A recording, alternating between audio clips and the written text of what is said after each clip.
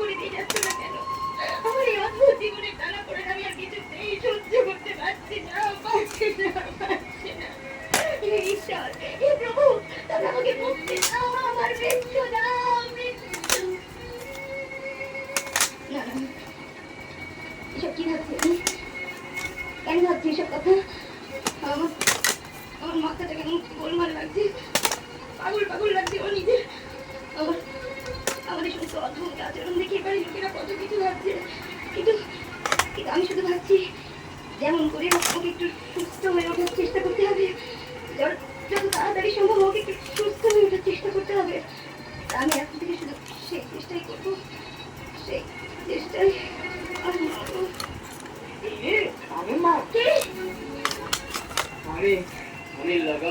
লবণ, তুই পুকুর ঘাটে এমন ভাবে বসেছিলি কেন?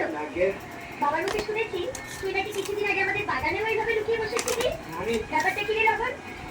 ভয় নেই বাবা, নির্ভয় বল, কেন এখানে এসেছিস?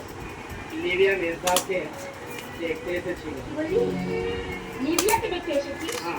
তাহলে গ্রামের লোকের মতো তুইও কি ভেবেছিস লিবিয়াকে তোর বউ সোনালি দিতে পেরেছিস? কি মানছিস?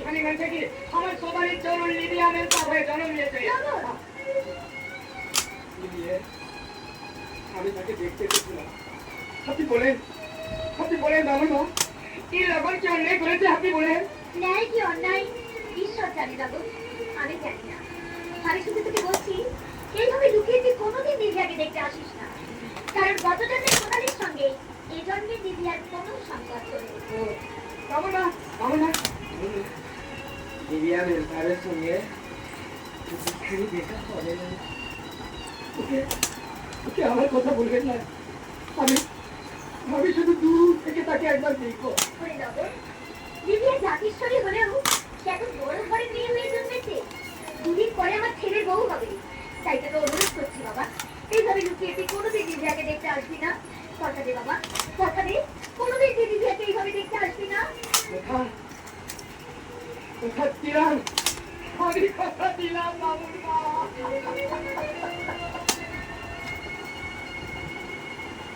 সেদিন আমি বাবুমাকে কথাটা দিয়েছিলাম ঠিকই, নিজের মনটাকে আমি মানিয়ে নিতে পারি নাই।